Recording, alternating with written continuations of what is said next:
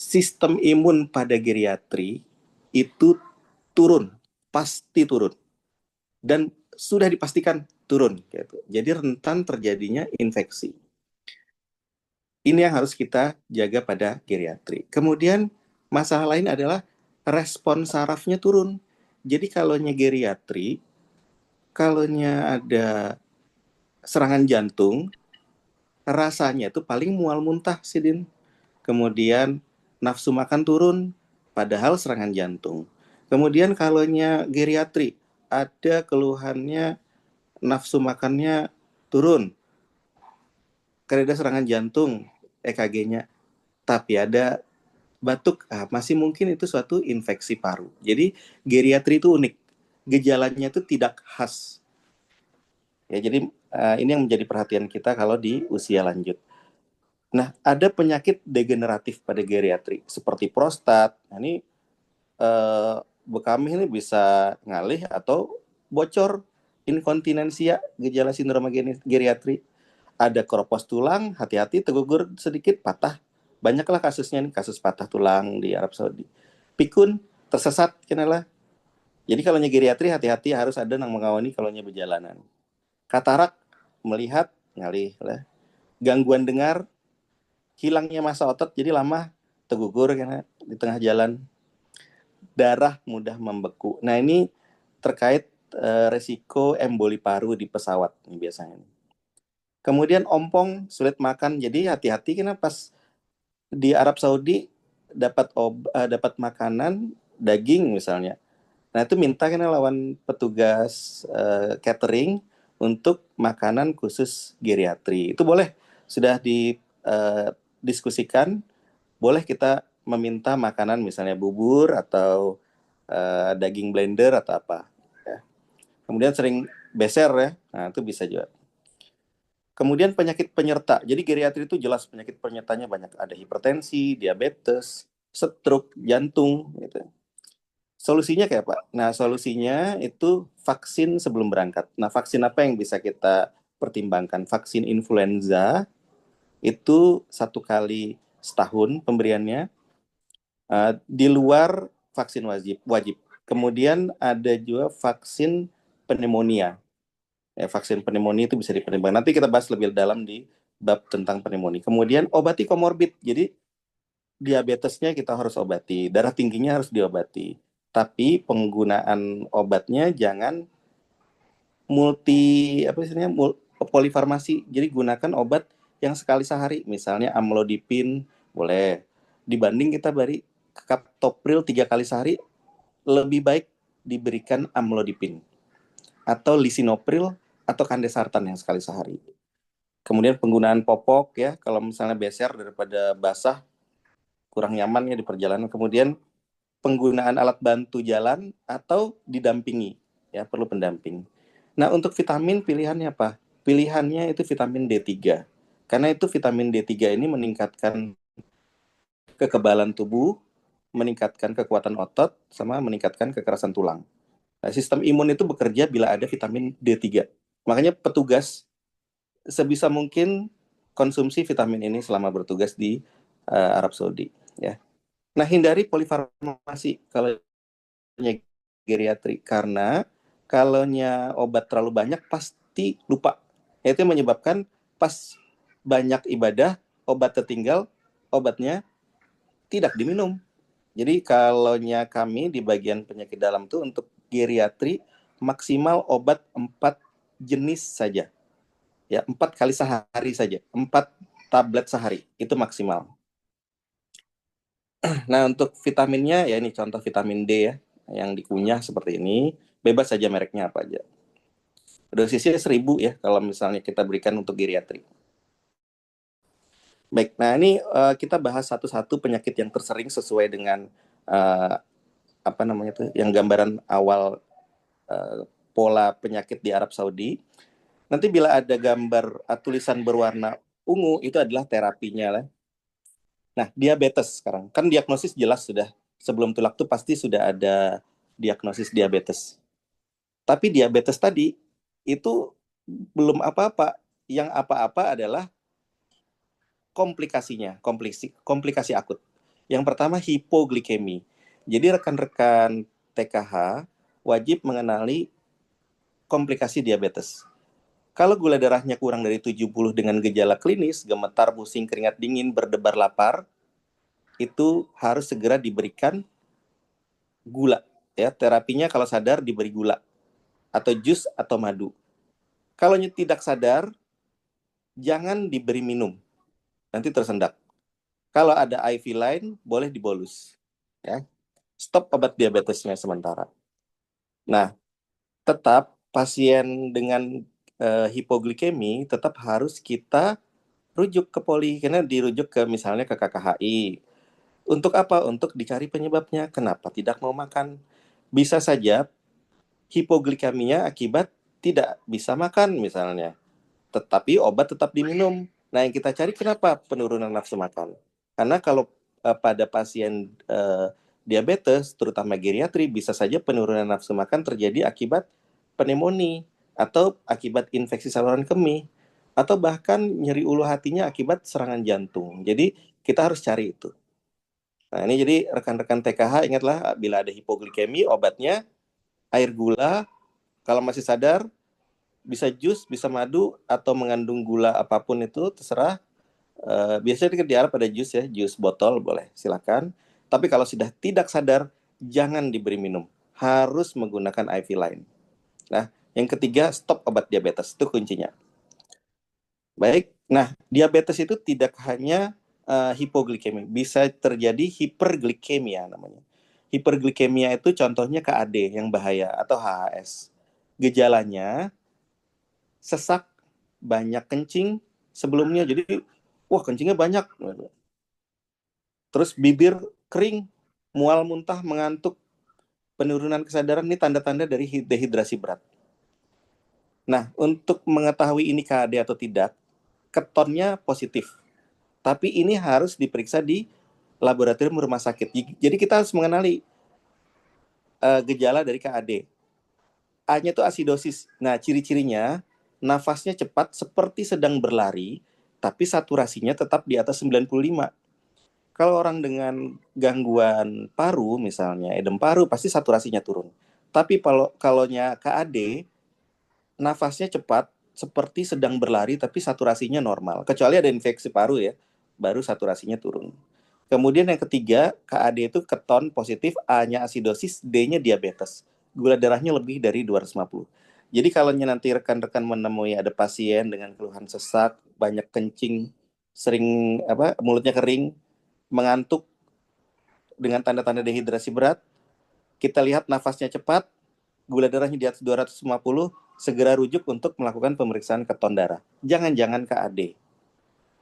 Kalau gula darahnya tinggi lebih dari 400, ini bisa jadi HHS. Ini harus kita lakukan pemeriksaan elektrolit untuk melihat osmolaritas darahnya. Nah, tapi ciri klinisnya sama, nafas cepat seperti sedang berlari. Biasanya terjadi akibat lupa suntik insulin, adanya infeksi, pneumonia, dehidrasi berat, diare, misalnya muntaber, atau serangan jantung itu sebagai pencetus bisa, pencetus KAD tadi. Nah, jadi kalau pencegahannya apa supaya KAD-nya teratasi? Kalau ada keluhan tadi, gula dengan 200, gula darah lebih dari 50, banyak kencing, segera pantau rujuk ke sektor atau KKHI untuk dipantau, untuk kita cek keton darahnya. Ya, itu diabetes. Nah, yang sering lagi orang diabetes apa? Diabetic foot. Nah, ini ada perbedaannya. Abses itu nanah, ada nanah di kaki. Nah, obatnya antibiotik ini harus rawat, bisa rawat inap atau rawat jalan ya. Kalau rawat inap mungkin rekan-rekan kalau ada abses ringan, bisul gitu dibatis, beri cefixim 2x200, metronidazole 3x500, maksimal 14 hari. Tapi kalau hirang-hirang ini ngarannya gangren. Nah, ini harus dirujuk untuk diamputasi. Kalau kayak ini, abang, ini selulitis. Nah, ini bisa rawat inap atau rawat jalan. Kalau sedikit aja, bisa rawat jalan sambil dipantau 3 hari, atau rawat inap kalau luas ya. Ini obatnya kalau rawat jalan, kalau sedikit, beri cefixim lawan metronidazole 3x500 ya. Yang keempat, luka bakar. Nah, jemaah haji paling sering ini luka bakar untuk yang diabetes karena sarafnya itu tidak merasa. Jadi saat udara panas, saat lantainya itu panas, kakinya menginjak lantai panas, itu tidak ada rasa panas. Tiba-tiba sampai rumah melepuh seperti ini. Kenapa pada diabetes ada terjadi kerusakan saraf? Jadi hati-hati. Nah, pencegahannya kayak Pak, ingatkan jamaah untuk menyimpan sandal dalam tas kecil saat memasuki masjid, dimanapun masjidnya. Kemudian dibawa agar tidak hilang. Jangan ditinggal di lantai. Pasti disapu askar tuh. Nah, jangan lupa sandal. Jadi walaupun sandal itu sepele, ini penting untuk penderita diabetes ya. Nah, ini kita sekilas kenapa diabetes tadi dapat menjadi pneumonia. Karena pneumonia itu menurunkan sistem imun. Diabetes menurunkan sistem imun, mohon maaf. Apa yang diturunkan? Fungsi dari neutrofilnya, sel darah putihnya. Maka rentan terjadi pneumonia. Nah, jadi obatnya gimana? Hindari kerumunan ya. Ya kalau terpaksa ya apa boleh buat pakai masker, multivitamin dan vaksin. Kemudian ISPA itu rentan virus, itu rentan juga bakteri aja bisa, apalagi virus ya. Kemudian imunnya turun, diabetic foot ya, mudah infeksi di kaki ya. Gunakan sandal, pelembab kulit kaki, kontrol gula darah. Jadi kalau kontrol gula darahnya baik, kalaupun ada luka di kaki, lekas sembuhnya. Kemudian adanya gangguan di saraf ya. Diabetes itu menurunkan fungsi saraf. Akhirnya sarafnya terganggu, eh, jalan-jalan tanpa alas kaki, luka, terjadi diabetic foot ya. Nah, kalau diabetic foot ini bisa juga karena adanya sumbatan di pembuluh darah, aterosklerosis. Jadi obatnya itu kita berikan statin biasanya, simvastatin untuk menstabilkan, bukan untuk menurunkan kolesterol. Menstabilkan plak supaya tidak lepas. Kalau lepas jadi gangren ya. Charcot ini karena saraf. Jadi obatnya senam kaki selama sebelum berangkat. Kalau sudah berangkat ya susah ya.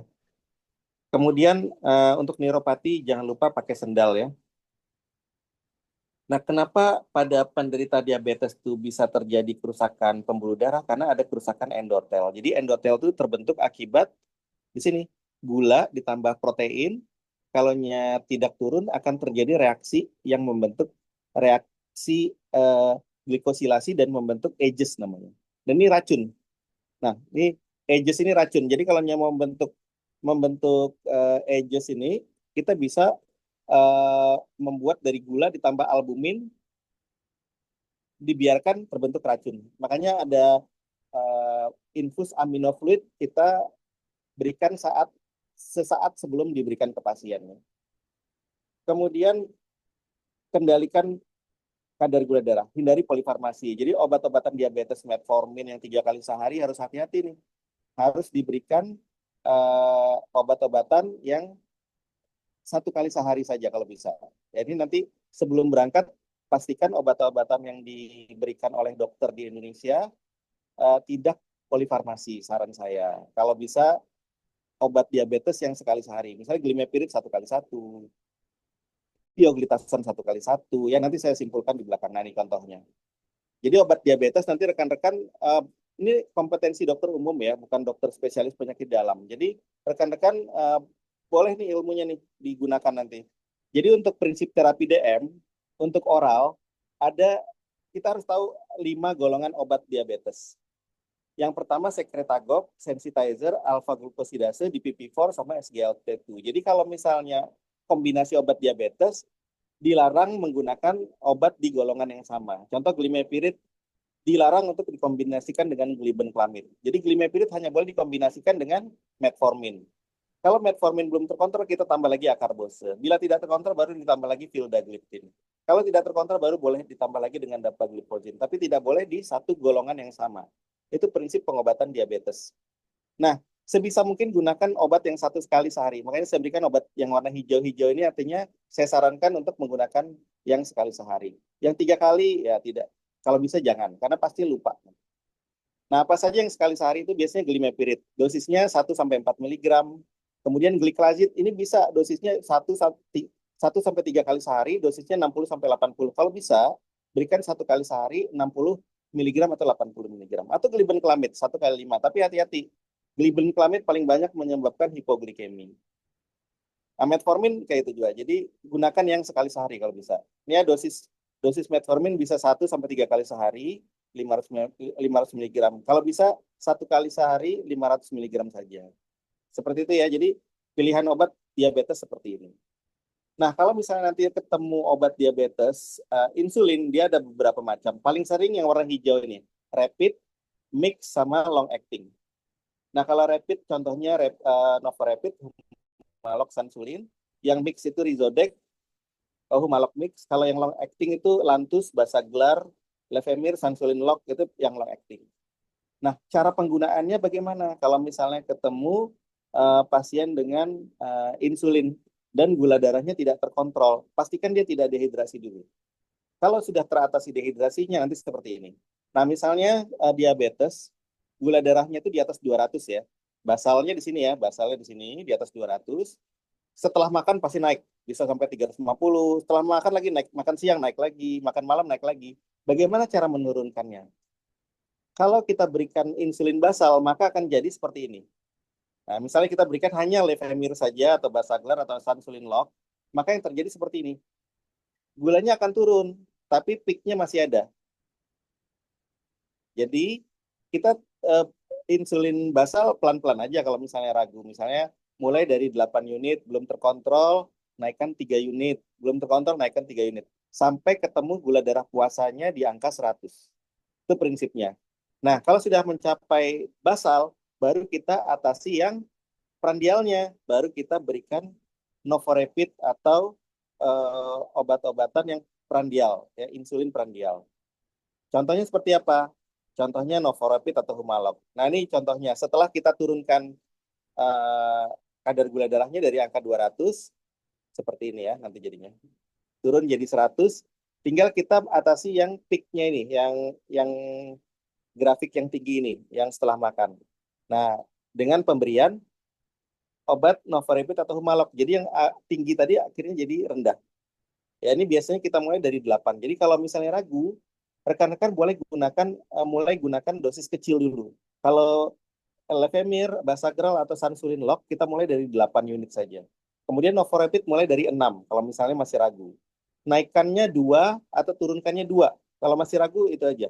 Misalnya terjadi hipoglikemi nih pasiennya.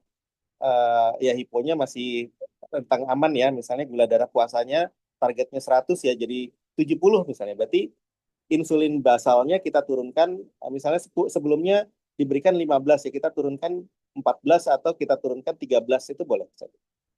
Ya. Seperti itu. Itu untuk dasar pengobatan penggunaan insulin. Nah, setelah diabetes, kita yang paling sering berikutnya influenza. Ini tidak hanya menyerang calon jamaah, ini juga menyerang petugas haji. Gejalanya mungkin kita tahu ya, batuk, sakit tenggorokan, hidung tersumbat, kemudian suara serak, tidak ada sesak napas ya.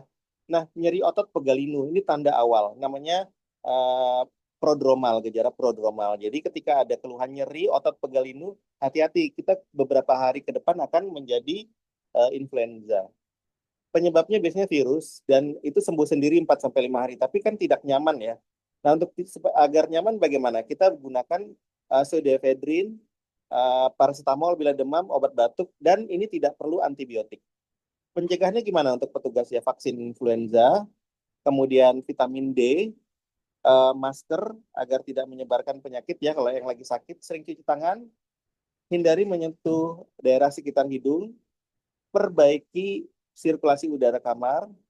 Bila ada yang flu, pertimbangkan untuk isolasi 4 sampai 5 hari. Jadi kalau ada rekan-rekan ketemu pasien geriatri pilek, hati-hati itu akan nyebar ke satu gedung, bukan satu gedung ya, satu kamar.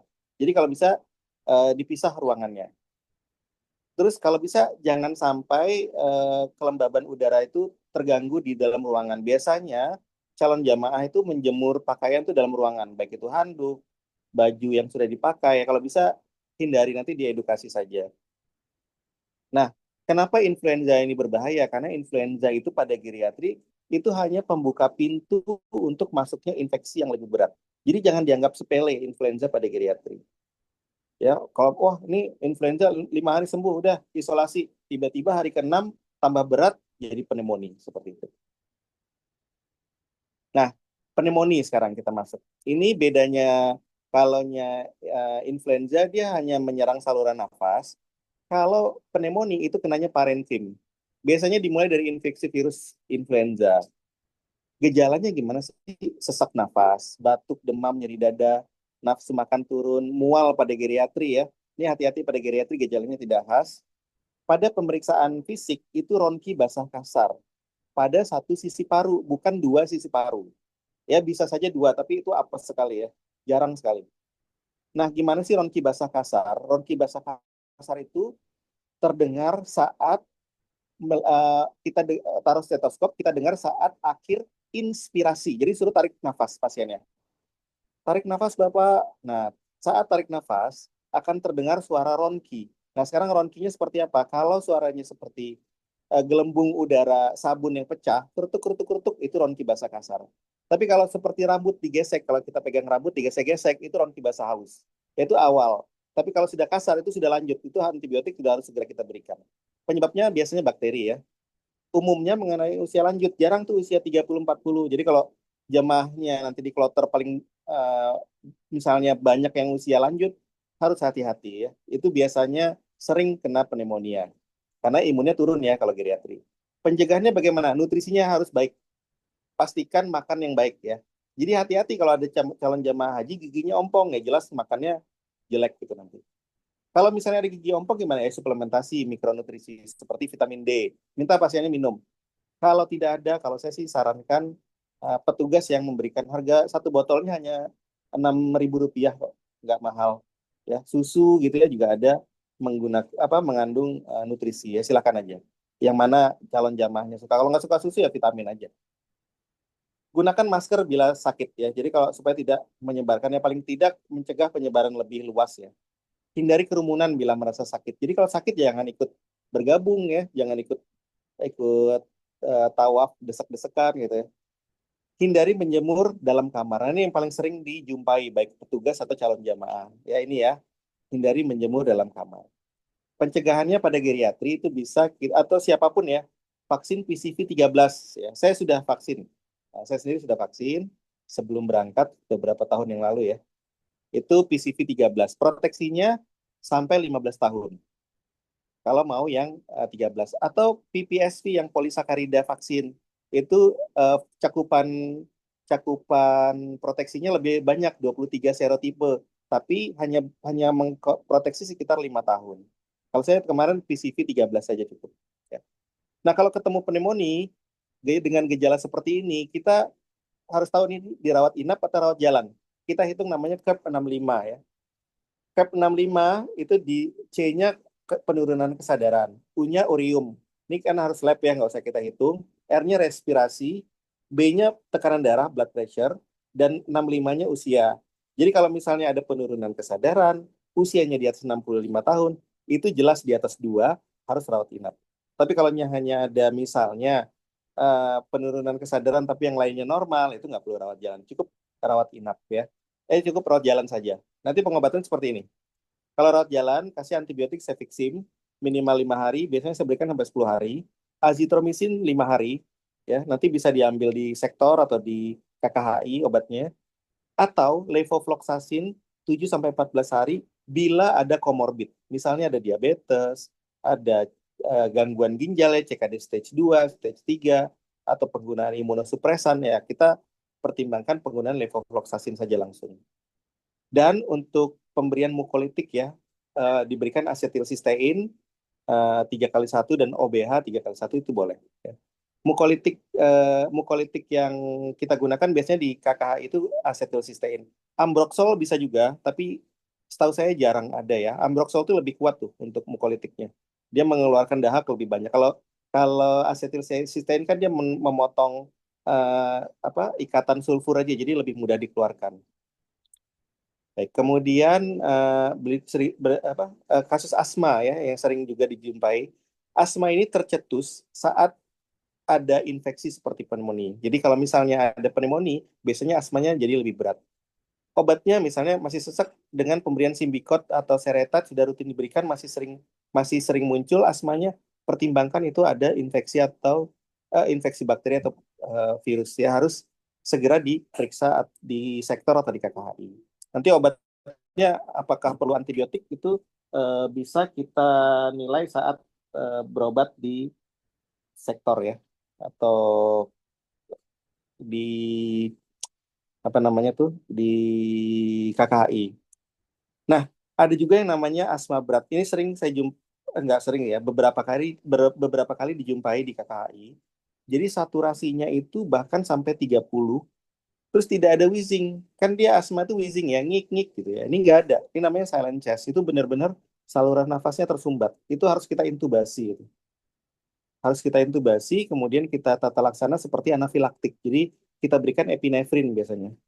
Kalau tidak ada obat-obatan magnesium ya, kita gunakan epinefrin, dan umumnya sih membaik ya dengan obat-obatan itu. Tapi kalau ada ketemu asma berat, mungkin kalau ragu konsul ya, konsul. Nanti kan nomor telepon saya bisa di save ya. Nanti kita bisa diskusi di Arab Saudi. Kemudian PPOK tadi kita lihat ya, pasien PPOK banyak tuh yang meninggal ya. Kenapa? Karena meninggalnya bukan karena PPOK, PPOK-nya udah sesak, ditambah infeksi pneumonia makin sesak. Apalagi dia lupa menggunakan obat, karena obatnya kadang-kadang dihirup malam hari. Malam hari dia lagi tawaf misalnya.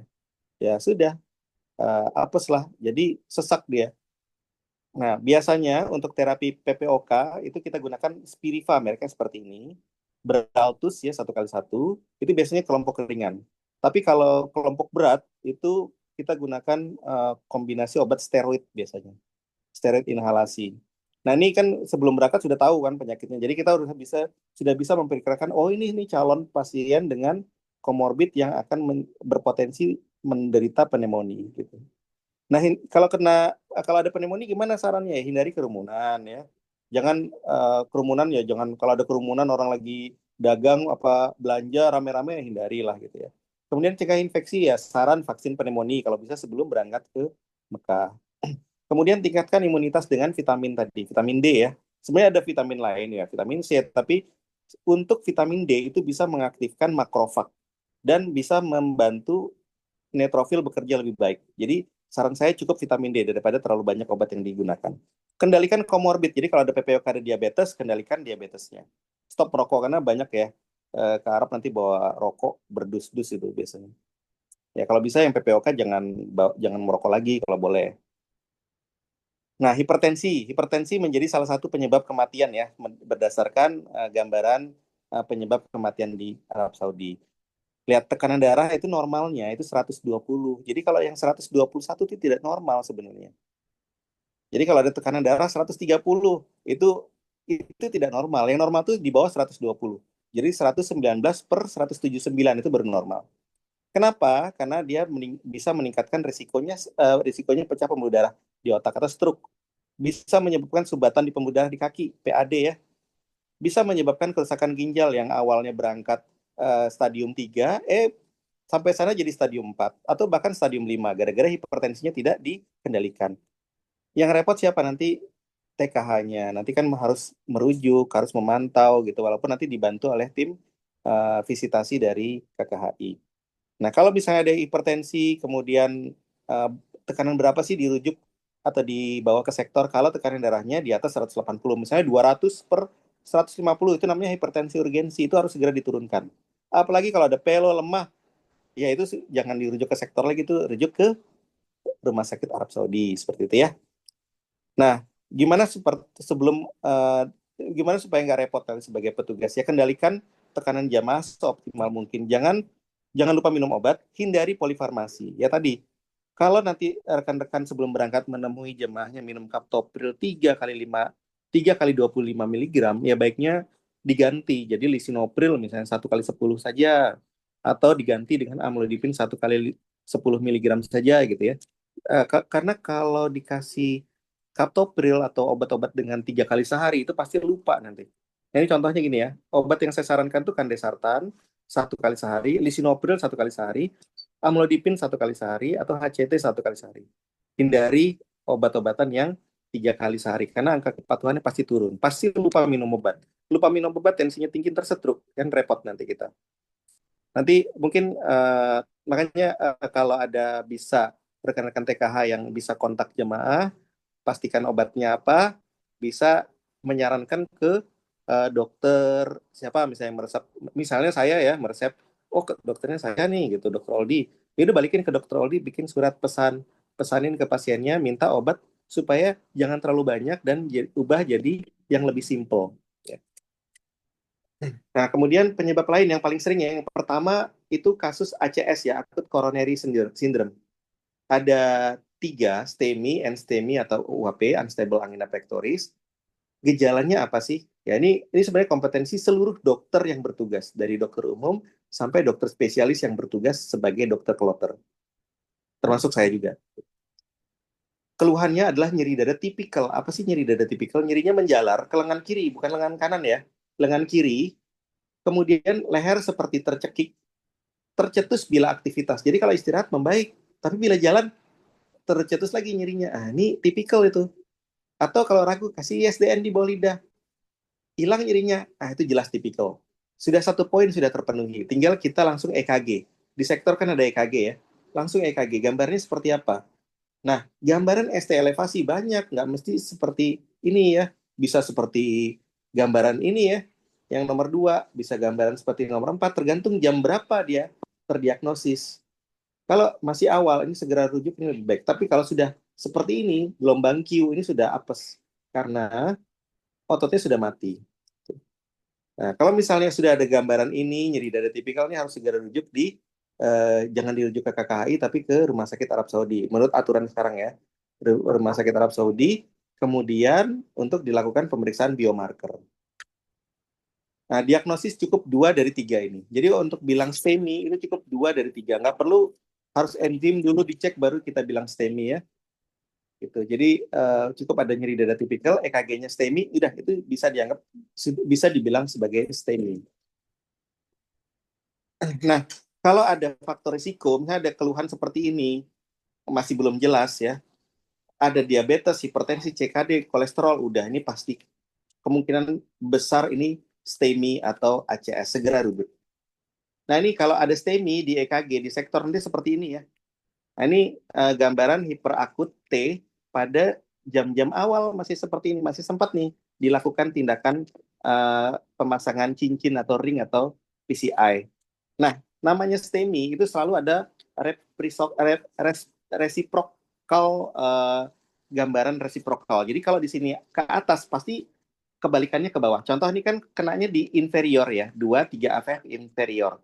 Berarti anteriornya ke bawah, cocok. Ini adalah STEMI.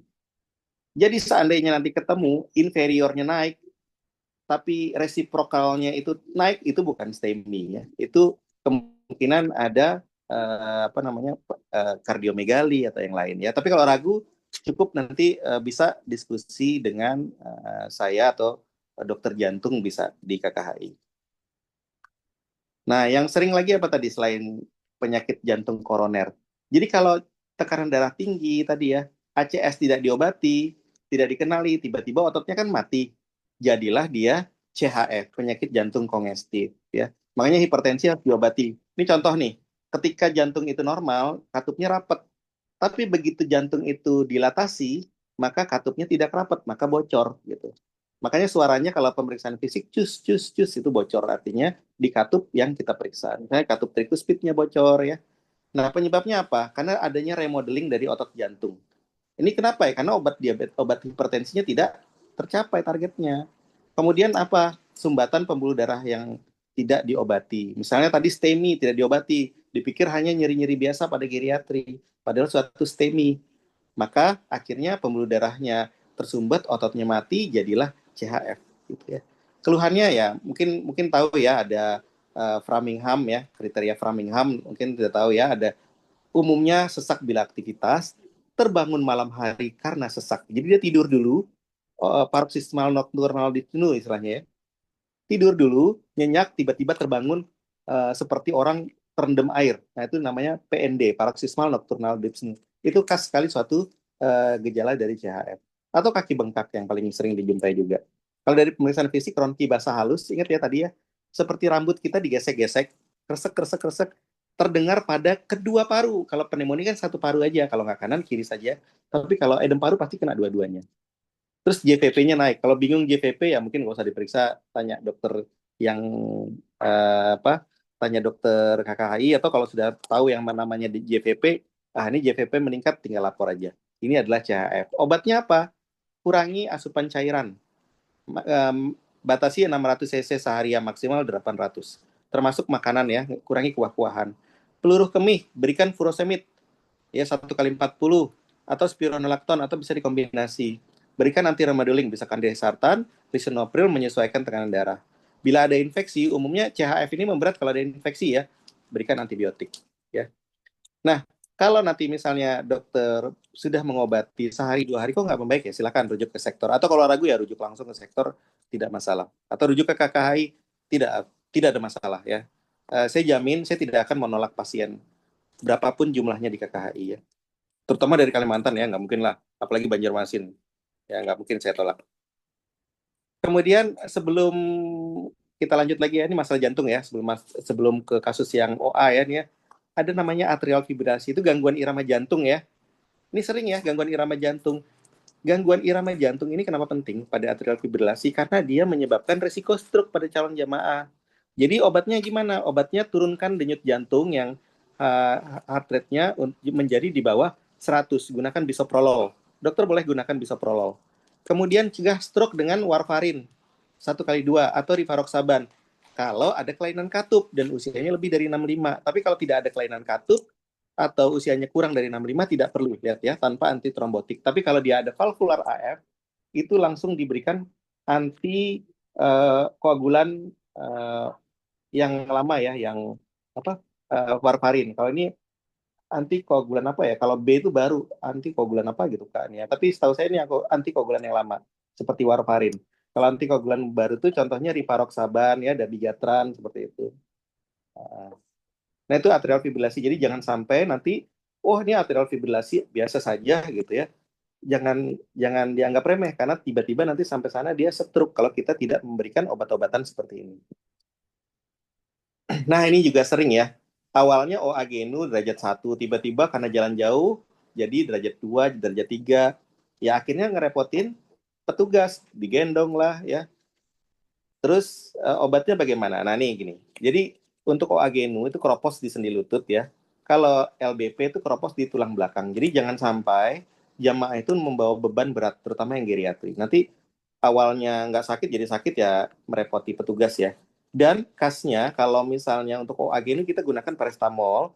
Kalau untuk nyeri saraf yang menjalar, kan saraf terjepit, yang terjepit di pinggang atau di punggung ya. Nyerinya itu di kaki. Jadi jangan di kakinya dipijat kalau ada ada pemeriksaan ke arah LBP karena penyempitan saraf terjepit ya, obati saraf terjepitnya. Bisa fisioterapi di KKHI. Kalau saat ini kayaknya dokter rehab medik nggak ada ya. Kalau tidak ada ya kita bisa berikan obat-obatan untuk saraf ya seperti gabapentin atau uh, pregabalin. Nah, fisioterapi mungkin tahun ini nggak ada, tapi ya fisioterapinya mungkin kita bisa misalnya ganjel bantal tipis di tulang punggung seperti itu ya. Nah, ini pesan saya. Nah, tiap tahun tidak hanya jamaah yang sakit punggung ya, tidak tulang. Petugas juga gitu. Banyak petugas yang sakit akhirnya di fisioterapi gitu. Ternyata banyak. Saya ada fotonya. Saya ada fotonya tapi nggak saya tampilkan ya. Petugas soalnya. Jadi petugas haji, dokter bedah gitu, sakit tulang belakang karena selama haji setelah balik ke hotel sering main HP ya. Lihat kalau main HP melengkung gini, ya ini sakit nanti. Akhirnya saraf terjepit juga ya. Nah, terapinya kita masuk ke terapi ya. Kalau OA-genu obatnya analgetik.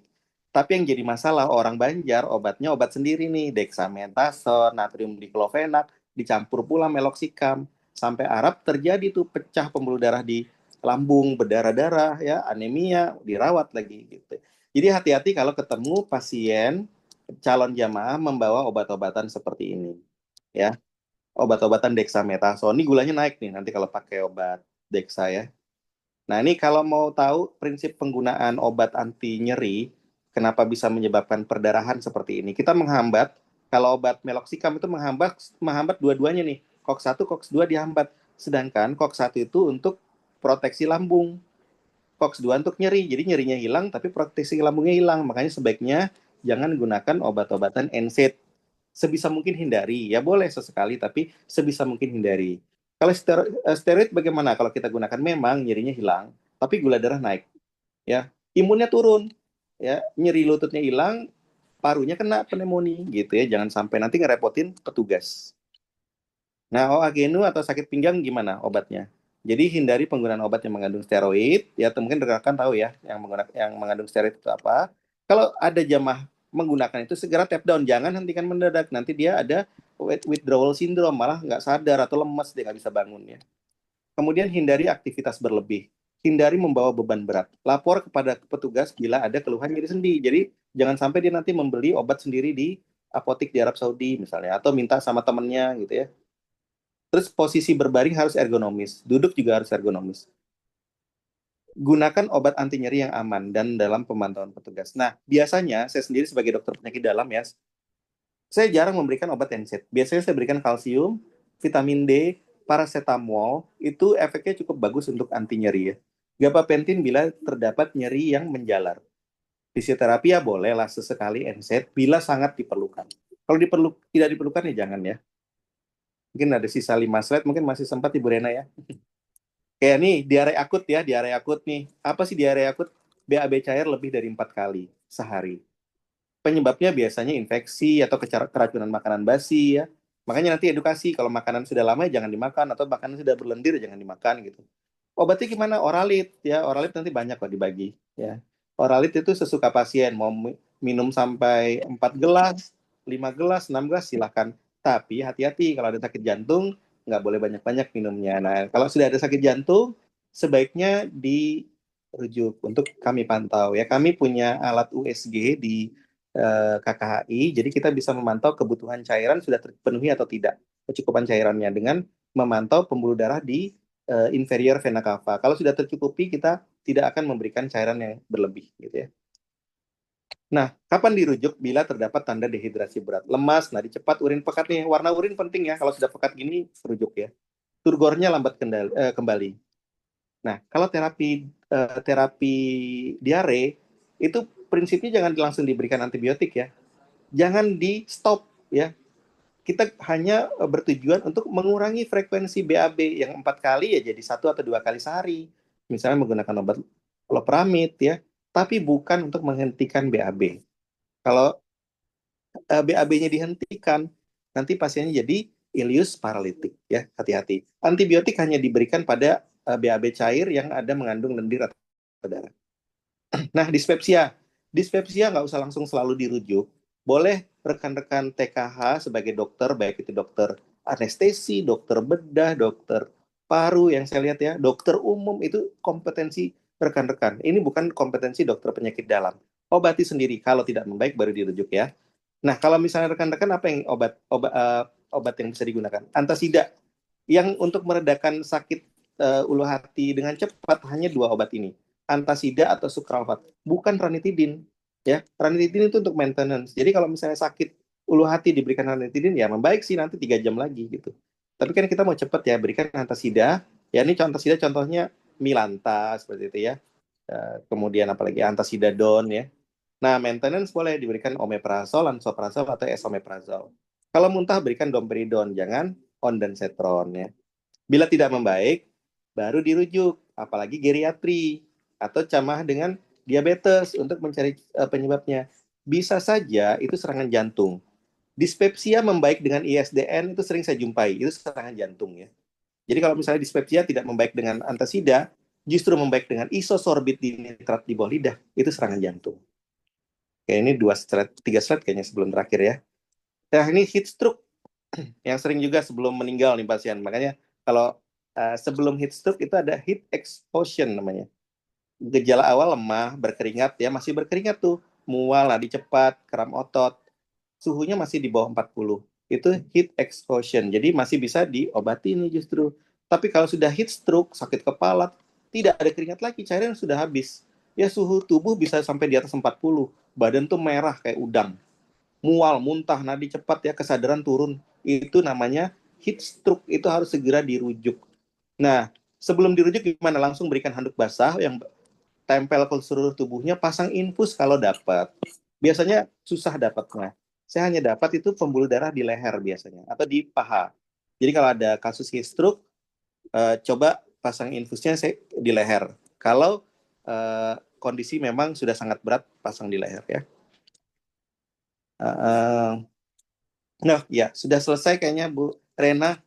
Mungkin ada pertanyaan dari rekan-rekan. Ini kita sesama calon petugas mungkin di sini bukan tidak ada yang saling superior ya, tidak ada yang lebih superior. Kita di sini saling bekerja sama.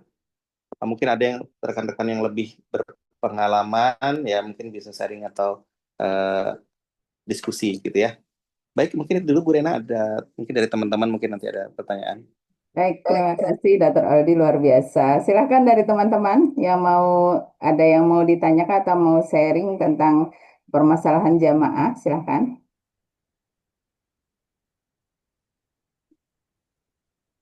Silahkan Dr. Maria Liftia, silahkan dok. Assalamualaikum warahmatullahi wabarakatuh. Salam. Terima kasih atas materi pada sore hari ini kepada Bu Rena dan teman-teman sekalian. Yang ingin saya tanyakan Dr. Aldi, saya Dr. Tia dari Bu Yasin Pelaihari, TKH Kloter BDJ 09. Jadi ada pertanyaan dok dari calon jamaah haji kami yang belum vaksinasi COVID. Karena saat manasik kesehatan haji kan disampaikan di Bu Rena yang diwajibkan adalah meningitis, polio, dan vaksin COVID beserta boosternya. Sedangkan ketersediaan vaksin COVID saat ini di puskesmas maupun di kesehatan kabupaten belum ada. Nah, itu solusinya atau sarannya bisa vaksin COVID di mana gitu? Karena kan tadi yang sudah dibahas beberapa vaksin untuk influenza, pneumonia, sedangkan untuk COVID-nya belum ada. Jadi mohon izin arahannya. Itu yang pertama. Kemudian yang kedua untuk diabetes mellitus dok, DM ini kan DM tipe 2 ini untuk tadi Pian menyarankan kalau bisa untuk geriatri jangan polifarmasi karena kan untuk kepatuhan obat juga ya dok ya dan ketersediaan obat di tanah suci nanti takutnya kan kurang atau bagaimana gitu ya yang dibawa kalau misalnya butuhnya banyak 3 kali sehari atau 2 kali sehari atau kombinasi obat anti diabetes. Nah untuk pasien-pasien yang memang sudah diturunkan mencoba untuk dosisnya memang hanya 1 atau 2 dosis gitu tapi belum teratasi itu sarannya seperti apa gitu. Khawatirnya kalau kita edukasi ke pasien mereka justru malah jadi down gitu, stres, terus malah jadi nggak mau makan biasanya dok kalau pasien M tuh yang malah counter attack-nya gitu dia denial jadi mendingan saya nggak makan daripada gula saya tinggi dah malah jadi drop tuh dok. Nah itu sarannya seperti apa? Terima kasih. Mungkin itu 2 pertanyaan dari saya. Assalamualaikum warahmatullahi wabarakatuh. Baik, Salam wabarakatuh. Silakan Dr. Aldi. baik, terima kasih Dokter Tia ya. Baik, untuk pertanyaan terkait sama vaksin ya, itu kan kebijakan ya, saya masih belum bisa intervensi itu Dokter Tia. Jadi itu tergantung, nanti mungkin tanyakan ke dinas ya untuk kebijakan vaksin untuk COVID. Karena sebenarnya COVID itu masih ada ya, masih banyak, masih sering kita jumpai memang. Nah itu mungkin dari dinas yang nanti mungkin akan menjawab ya. Saya nggak bisa jawab itu jujur untuk masalah vaksin. Tapi untuk kasus menurunkan obat diabetes ya, eh, itu sebagai saran sebenarnya. Karena dari pengalaman saya beberapa beberapa kali berangkat, umumnya yang dirawat itu yang lupa minum obat. Alasannya kenapa obatnya kebanyakan. Saya pernah ketemu pasien obatnya 20 obat ya, 20 obat. Bayangkan satu obat itu ada yang 2 kali, ada 3 kali sehari ya. Bagaimana minumnya? Satu hari satu satu bakul ya. Nah, kalau kita dari pengalaman justru yang sehat itu umumnya obat itu sudah yang minimal gitu, yang 1 kali sehari, 2 kali sehari. Jadi sebisa mungkin dokter pasti paham sih, maksudnya sebagai BPJP ketika pasien kontrol di poli, dia akan memberikan obat yang optimal, nggak sembarangan gitu. Kalau saya pun pasien di poli saya itu obat tuh maksimal 4 atau 5. Ya, itu semua udah saya persiapkan. Bahkan bahkan kalau yang mau haji itu udah diatur tuh obatnya seminimal mungkin, seoptimal mungkin, kemudian gula darah tercapai sampai target. Ya kalau untuk gula darah, eh, misalnya kita sudah ubah nih dari metformin 3 kali sehari, kita ganti dengan vildagliptin misalnya ya. Kita ganti vildagliptin 1 kali sehari. Targetnya berapa sih? Target untuk gula darah puasa itu 110, 120 itu sudah cukup. Yang puasa ya. Kemudian untuk yang setelah makan targetnya berapa sih? Cukup di bawah 180 ya, 160 itu boleh-boleh saja. Nggak usah terlalu rendah, karena penelitiannya gula terlalu rendah juga nggak baik, meningkatkan risiko hipoglikemi. Gitu, Dokter Kiptia. Mungkin itu dulu, Dokter Kiptia. Ini ada juga nih pertanyaan di Di, anu ya, di Dokter chat Nova ada, ya. iya, Di di chat chat ya. dari Dokter Nova katanya Baik. pada kondisi dehidrasi yang tidak berhasil dipasang infus, kita pasang NGT dulu dan memberikan cairan via NGT. Apakah diperbolehkan? Baik. Sebenarnya untuk pasang NGT ya itu tidak ada larangan juga. Ya apalagi kan dehidrasi berat itu biasanya penurunan kesadaran. Toh akhirnya nanti akan dipasang NGT juga gitu saat di rumah sakit. Kita pasang dulu yang mana kita bisa. Nah, untuk pasang infus ya biasanya memang sulit ya. Saya saja biasanya kalau sudah dehidrasi berat itu berhasil rata-rata di vena leher ya. Vena-vena di leher atau vena di kaki. Paling mudah sih vena di leher. Dan, nah ini ada trik sedikit ya. Beberapa kali saya melakukan RJP, itu yang selamat adalah jamaah yang dipasang vena di leher. Mungkin di sini ada dokter anestesi ya. Itu karena ketika kita melakukan RJP, kita berikan obat epinefrin, kalau infusnya di leher itu langsung sampai ke jantung karena dekat ya. Tapi kalau infusnya masih di tangan, infusnya masih di kaki, kita berikan epinefrin di sana itu lambat sekali untuk sampai ke jantung. Jadi kalau bisa dipasang di ya kalau terpasang di tangan ya nggak apa-apa. Tapi pengalaman saya dipasang di leher ya di pembuluh darah di daerah juguler seperti orang pasang CVC itu akan lebih baik responnya dibanding yang di tangan. Oh, ini ada Dokter Dustin ya. Ini teman saya nih Dokter Dustin nih. Mana dia nih? Baik, itu mungkin ada pertanyaan lagi dari rekan-rekan nih. Mungkin ada sharing. Silahkan dok. Silakan kawan-kawan. Kasus yang aneh-aneh ya. Kemarin Iya. Dokter Hendy konsul pasien aneh juga ya. Nah, nanti itu saya terima di Poli dok kalau memang ada ya Dokter Hendy. Boleh nanti nggak apa-apa dikirim ke polisi Silakan. di Ansari atau di Bayangkara. Kalau bisa di Ansari ya, Oke. lebih lengkap pemeriksaan. Silakan Dr. Hendy. Izin Bu Rina, Dokter Oldi, izin bertanya.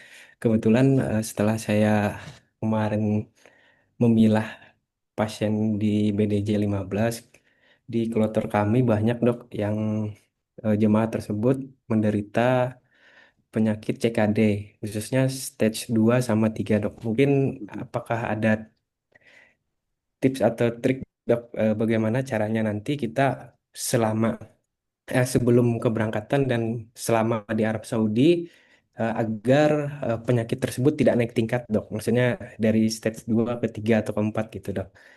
Mohon izin dok. Baik dok. Nah ini penting dok, bener dok. Ini sering sekali CKD berangkat tadi kan stadium 2, begitu sampai Arab Saudi stadium 4 gitu. Kenapa? Itu karena sebenarnya kerusakan ginjalnya terjadi karena adanya tekanan darah yang tidak dikontrol. Namanya nefropati diabetik. Nefropati hipertensif nefrosklerosis kalau istilah medisnya. Jadi kita kontrol tekanan darahnya seoptimal mungkin sebelum sebelum berangkat kalau bisa. Jadi target tekanan darah di bawah 120 kalau bisa. Karena kalau lebih dari itu ya risiko terjadinya penurunan fungsi ginjal nanti di Arab Saudi. Nah, kalau ada obat-obatan yang meningkatkan memang seperti kandesartan, dia akan meningkatkan kreatinin, ada batasannya. Kalau di penyakit dalam itu kita punya batasan 30%. Jadi seandainya pasien diberikan kandesartan atau kaptopril atau lisinopril, kreatinnya naik 30%, itu kita harus ganti. Berarti dia tidak cocok. Itu ada batasan 30% ya, menurut literatur seperti itu. Tapi ya nggak ada larangan, kasih aja dulu. Tapi kalau naik ya ganti. Ya. Diabetes gitu juga dok. Jadi ketika ada diabetes, kita kendalikan gulanya dengan harapan nanti fungsi ginjalnya terjaga. Ya, bisa aja terjadi penurunan saat di sana gitu. Terus dehidrasi juga bisa meningkatkan resiko penurunan fungsi ginjal dok. Jadi pastikan tidak ada dehidrasi. Tapi hati-hati kalau ada CHF, sebelum berangkat sudah diatur tuh jumlah cairannya berapa. Tanyakan dokternya karena beda antara penderita satu sama penderita yang lain. Tapi yang pasti ya vitamin D dok kalau mau dok, aman dok. Kalau misalnya pasien dengan komorbid, multi komorbid ya, diabetes, CKD, hipertensi, udah. Itu kalau dia nggak punya vitamin ya kita modalin aja dok. Murah kok dok, Rp6.000 satu botol gitu. 5.000 sih sebenarnya. Oh, Dari IP itu. iya dari IP bener Bu Rena. Itu bagus kok Bu. Dari IP bagus itu. Iya. Oke. Ya, silakan kawan-kawan, masih ada? Terima kasih Dokter Aldi. Ya, Terima makasih kasih Dr. dokter Hendy Hendy. sharingnya. Oke. Silakan, masih ada kawan-kawan? Dr. Dustin tadi sudah ada muncul nih, Dr. Oke dokter, Dustin. nah ini teman saya nih, teman saya semua nih dokter Hafiz ya, dokter Hendy ya. Hafiz, Dustin. Nanti ketemu ya nanti.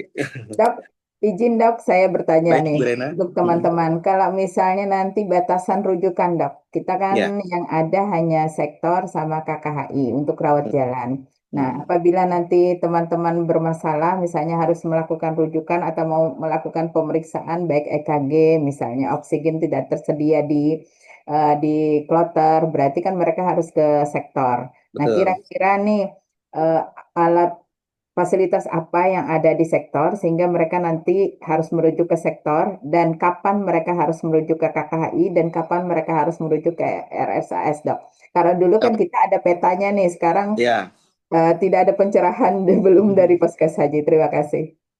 baik Bu Rena. Nah, untuk KKHI sendiri sampai saat ini kami diinfokan bahwa hanya melayani rawat jalan, ya, hanya melayani rawat jalan. Namun di KKHI kami memiliki fasilitas yang mungkin rekan-rekan yang sudah pernah berangkat sebelumnya sudah tahu ya. Di sana ada USG, ya, kemudian ada alat ronsen, obat-obatan lebih lengkap ya di KKHI. Jadi kalau misalnya pasien contoh nih, kita ragu nih status rehidrasinya bagaimana. Pasien CHF kemarin diare, kita kasih cairan berapa, ini sudah tercapai atau belum? Nah, kalau misalnya ragu di sektor tidak bisa memastikan, ya rujuknya ke KKHI untuk pemeriksaan yang lebih lanjut. Nah, kebetulan juga saya tahun ini kalau tidak ada perubahan menjadi PJ Safari Wukuf yang kedua ya. Dulu tahun 2022, terakhir saya 2022 kalau nggak salah jadi PJ Safari Wukuf. Jadi nanti kalau ada jamaah yang calon Safari Wukuf dengan komorbid misalnya CHF yang jalan dikit, mungkin awalnya sehat di Indonesia, begitu di Arab Saudi ada pneumonia tambah berat CHF-nya, yaitu salah satu calon safari wukuf, nanti bisa didaftarkan melalui KKHI Mekah. Tapi nanti saya usahakan bagi rekan-rekan nanti ada link ya, nanti teman-teman di Kalimantan usahakan masuk di grup safari wukuf. Jadi tidak repot. Ya, saya yakin pasti repot lah, namanya tugasnya berat banget ya, tugas TKH ini berat banget ya, melayani jamaah 300 gitu. Jadi kalau ada pasien yang kira-kira merepotkan dan menghambat rekan-rekan untuk bertugas untuk mengobati jamaah yang lain, silakan diajukan untuk safari wukuf. Ya. Insya Allah kalau sudah memenuhi kriteria itu pasti masuk. Nanti kita siapkan jumlah busnya itu biasanya lebih dari 12 setiap tahunnya. Total jamaah yang kita safari wukufkan itu sekitar 200-an jamaah. Jadi ya siapa duluan dia masuk. Tapi kadang-kadang ya ada bus tambahan juga sih. Bisa kita tambah di akhir dekat-dekat Armusna nanti. Nah, jadi teman-teman kalau misalnya ada jemaahnya yang kira-kira aduh ini ngerepotin nih, saya akan terbengkalai nih dengan jemaah yang lain, silakan di safari wukufkan. Nanti di KKI ya itu ya. Kalau misalnya cuman untuk melakukan pemeriksaan EKG, kemudian pemeriksaan nebulizer, pemberian oksigen, obat-obatan ringan, ya itu silakan di sektor. Itu di sektor saat ini di setting ada spesialis di sana. Tapi tidak menutup kemungkinan kalau tahun ini boleh buka rawat inap, maka dokter-dokter spesialis di sektor kemungkinan akan ditarik ke KKHI. Seperti itu. Kalau dapat izinnya. Tapi nggak tahu tahun ini bagaimana. Ya, begitu dokter. Ya, Terus, dok, gimana Bu Rena? bagaimana dengan kasus jiwa nih? Kasus jiwa, apakah tetap rawat jalan juga seandainya ada ditemukan kasus jiwa di kloter? Apakah rawat jalan juga nanti ke KKHI? Baik Bu Rena. Kalau untuk kasus jiwa, eh, kalau ringan itu bisa rawat jalan. Tapi kalau misalnya demensianya berat sampai ngamuk, itu ya sebisa mungkin jangan sampai berangkat sih ya. Tapi kalau misalnya toh berangkat juga, ya pasti nggak akan kita istilahnya, wah ini salah Anda, kita tidak ada salah-salahan di sana. Kalau sudah di sana tetap kita akan bantu seoptimal mungkin. Di KKHI itu kita memang punya ruangan rawat jiwa, tapi itu biasanya disembunyikan ya, jangan sampai ketahuan oleh pihak Arab Saudi biasanya. Ya apakah nanti itu akan dibuka ya itu eh, Allahu alam ya. Tapi dokter jiwa kita sudah menyiapkan 2 gitu di KKHI gitu. Jadi ya apa artinya nih sudah siapin 2 kok banyak banget gitu ya. Artinya siapa tahu ada kasus ya kita bisa backup di KKHI.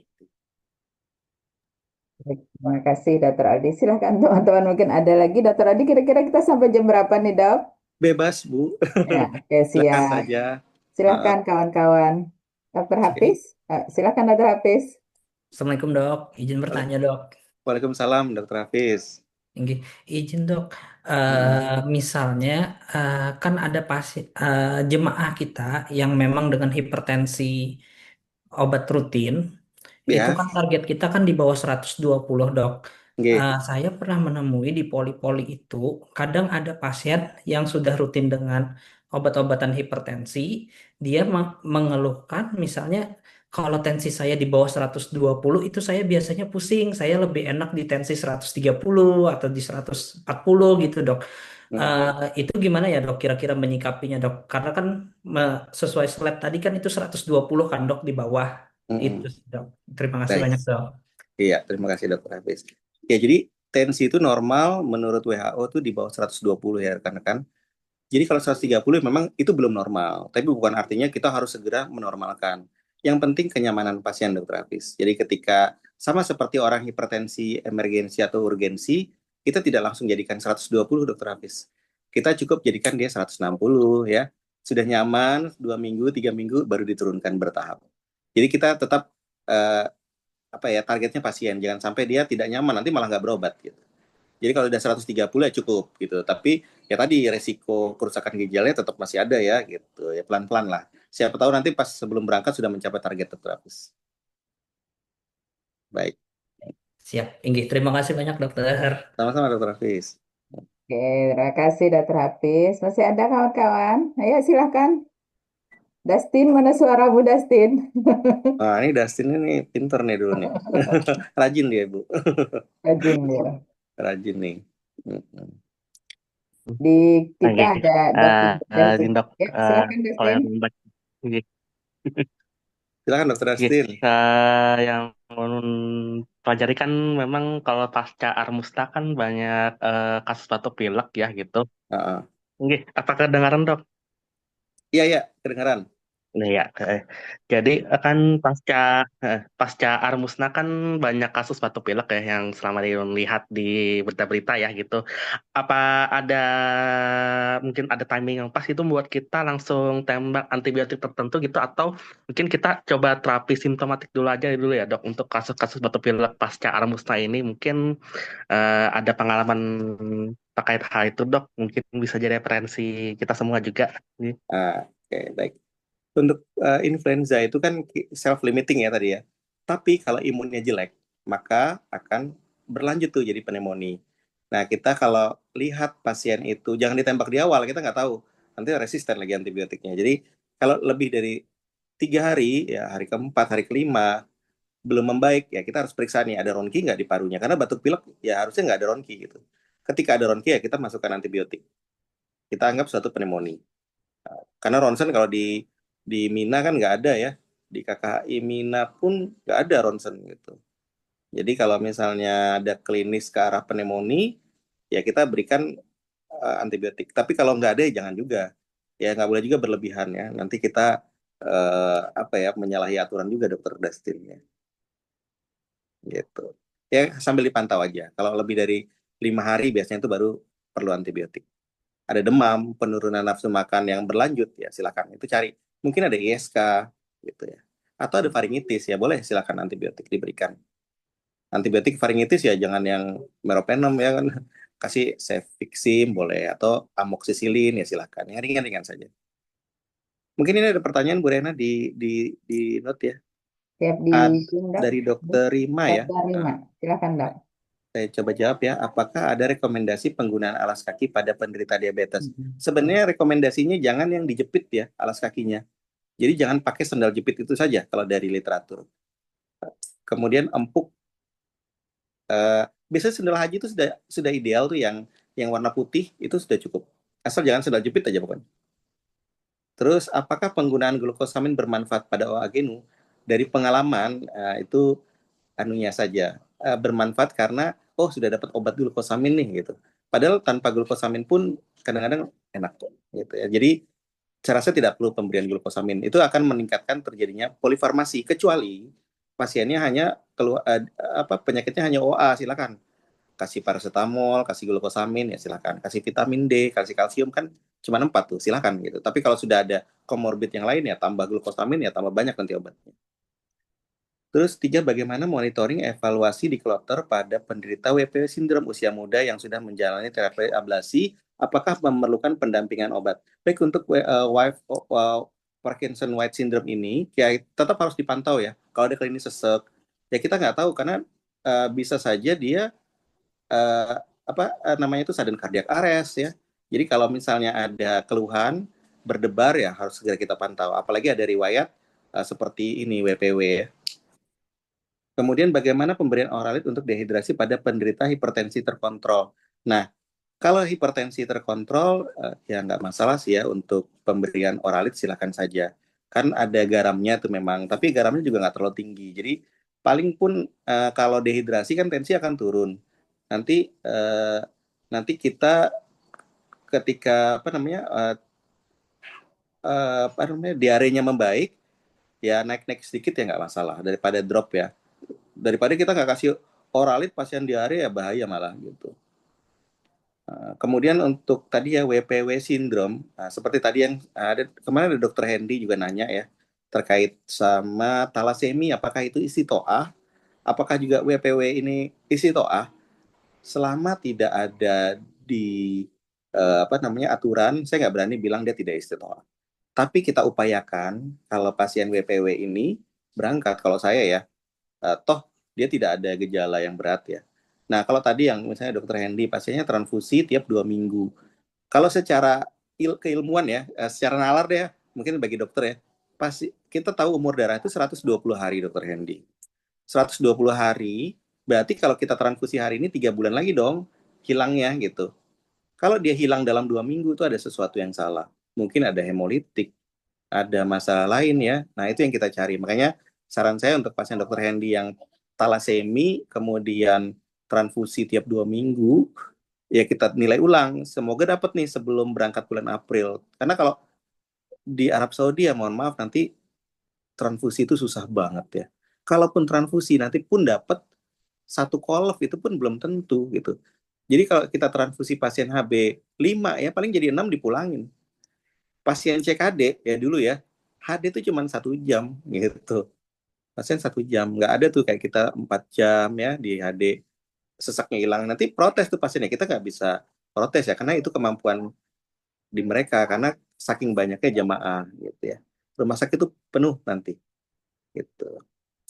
Jadi untuk WPW syndrome ini sampai saat ini belum ada aturan dia menyatakan dia tidak istitoah. Jadi kita persiapkan seoptimal mungkin Dokter Rima ya. Kalau bingung ya konsul aja ke kami tim kesehatan haji di Rumah Sakit Ansari Saleh. Baik, ada lagi nggak? Sudah terjawab ya Dokter Rima ya. Baik, silahkan Izin teman-teman. nanya lagi dok. Ya, silahkan Dokter Dustin. Silakan Dokter Dustin. Di jamaah kami kan memang kebetulan banyak yang hipertensi ya dok. Kalau misalnya terjadi kasus krisis hipertensi nih, apakah captopril sublingual itu masih rekomendasikan dok untuk menurunkan MAP-nya dok, atau ada rekomendasi yang lain ya dok sebelum kita merujuk ke KKHI gitu. Kemudian Baik. juga pada saat jemaah haji ini juga apa sih namanya, kalau sudah ada serangan PPOK exacerbation akut atau asma gitu, apakah ada batasan tertentu kita harus coba nebu beberapa kali dulu dengan Pentolin sebelum kita rujuk, atau kalau sudah sekali gagal tuh bisa langsung kita konsul untuk rujuk gitu dok? Mungkin itu sih dok, 2. Oke, baik Dokter Dustin. Untuk yang tadi kasus Krisis hipertensi. Oh ya. kita harus bedakan dulu Dokter Dasin. Kalau hipertensi emergensi itu ada target organ damage Dokter Dasin. Jadi ada penurunan kesadaran, ada gangguan penglihatan, itu segera rujuk Dokter Dasin karena nanti dia untuk menurunkannya harus menggunakan IV ya, kata pres apa apa, kemudian NTG itu IV, kita nggak bisa lagi menggunakan obat oral, tapi tetap bridgingnya oral tetap diberikan gitu sambil menunggu efeknya ada. Jadi kalau diberikan sublingual boleh, ya boleh-boleh saja sebenarnya. Apalagi pasiennya misalnya harus apa namanya tuh harus batasi minum misalnya ya, atau susah minum ya silahkan daripada dia tersendak. Karena prinsipnya ya kalau misalnya di bawah sublingual kan prinsipnya dia terserap juga, tapi melalui sublingual seperti itu. Tapi kalau untuk emergensi ya kita jangan disimpan ya, langsung rujuk ya Dokter Destiny kalau misalnya ada defisit neurologis terutama stroke atau apa gitu, udah gak usah mikir. Justru kita akan terbengkalai ngurusin yang ini, ya, jamaah lain nggak terurusi gitu. Kemudian tadi pertanyaan kedua tentang apa Dokter Destin? Kalau ada PPOK atau asma Oh iya, eksaserbasi akut tadi, baik. Kalau batasan nebulnya berapa kali? Sebenarnya nggak ada patokan ya Dokter Destin. Namanya eksaserbasi kan ada pneumonia ya seperti itu yang kita obati nanti PPOK-nya kan tercetus, kan udah ada sesek nih ceritanya PPOK, ditambah pneumonia bikin sesek, jadi sesaknya double gitu. Jadi kalau misalnya kita bisa bantu dia dengan nebulizer pemberian Ventolin yang short acting salbutamol seperti itu, silakan. Itu cukup membantu kami yang di KKHI sebelum rujuk gitu.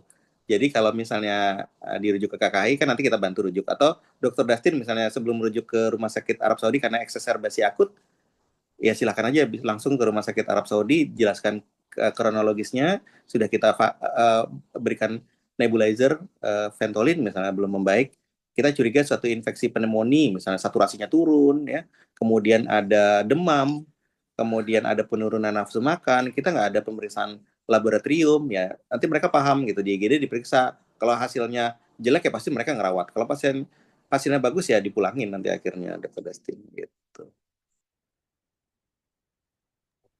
Apalagi Dokter Destin? Ada lagi? Satu lagi, ini kalau ini kan banyak juga ya pasien jemaah-jemaah yang punya penyakit kronis, yaitu kita bisa request ke bagian konsumsi di hotel itu nggak sih, untuk Ya. misalnya jemaah ini harus diet natrium gitu, jemaah ini harus diet DM gitu, seperti yang di rumah sakit gitu, kan Iya. ada diet-diet tertentu ya gitu. Ya, betul sekali. Jadi Hmm. waktu simulasi di Pondok Gede kemarin ada yang seperti itu sudah ditanyakan. Jadi bisa nanti request saja ke bagian gizinya Dokter Dustin bahwa pasien ini alergi ayam misalnya, nanti diberikan yang lain kok. Itu udah paketan. Dan masa pasien alergi diberikan ayam misalnya kalau alergi ayam, atau pasiennya nggak bisa ngunyah kok diberikan nasi mandi misalnya, kan ada kadang-kadang uh, makanan tuh kadang-kadang ada juga sesekali makanan Arab gitu, enak sih memang, tapi kalau giginya hilang itu ompong ya gimana mau makan gitu. Boleh nanti segera dilaporkan bahwa jemaahnya ini jemaah kita ini tidak bisa makan nasi, jadi harus makan bubur. Sama nanti ketika jamaah Dokter Dustin masuk di KKHI, dirawat misalnya di Rumah Sakit Arab Saudi atau di KKHI misalnya kita buka, ya lapor juga ke bagian apa namanya catering bahwa jamaah kami dirawat supaya makanannya nggak mubazir Dokter Dustin. Itu sayang kan duit negara ya, walaupun karena satu makan tuh kalau nggak salah 30 real atau 20 real, saya lupa deh. Mahal juga tuh ternyata. Satu box makanan. Hmm. Baik. Baik, teman-teman, masih ada kah? Ya, silahkan. Kebetulan ketemu Dr. Aldi, nanti teman-teman via telepon sama beliau. Assalamualaikum, izin bertanya, Bu Rena. Silahkan. Dari Ilham Akbar. Terkait pasien calon jamaah haji yang belum pernah sama sekali vaksin COVID-19, Pak Dokter, itu gimana ya? Ada beberapa jamaah yang menanyakan kepada kami, belum ada pernah melakukan injeksi COVID-19 terkait masalah kesehatan yang dialaminya. Itu bagaimana, Pak? Apakah ada Oke. solusi atau gimana gitu? Terima kasih. Assalamualaikum warahmatullahi wabarakatuh. Nah, ya, tadi sebenarnya udah dijawab, udah ditanyakan ya. Ini saya belum bisa menjawab sebenarnya untuk itu kan terkait kebijakan ya. Terkait kebijakan, saya nggak bisa menjawab. Tapi kalau memang ada riwayat apa namanya alergi vaksin, ya mungkin itu kita bisa bantu dengan surat keterangan. Tapi kalau sebelumnya belum pernah ada divaksin, kemudian tidak ada riwayat apa namanya tidak ada riwayat pemberian vaksin, ya kita sulit untuk memberikan surat keterangan seperti itu. Kalau dulu kan misalnya nih ya, pasien tidak mau divaksinasi COVID misalnya, karena baru saja dilakukan vaksinasi meningitis ya, bisa itu kita nggak bisa, ada aturannya memang kita nggak boleh memberikan vaksin secara barengan. Takutnya nanti alerginya ini gara-gara vaksin meningitis atau vaksin COVID-nya gitu. Jadi kita ada berikan jarak. Ya itu dulu biasanya yang mau terbang mendadak gitu. Ya ada tuh dia baru vaksin influenza misalnya.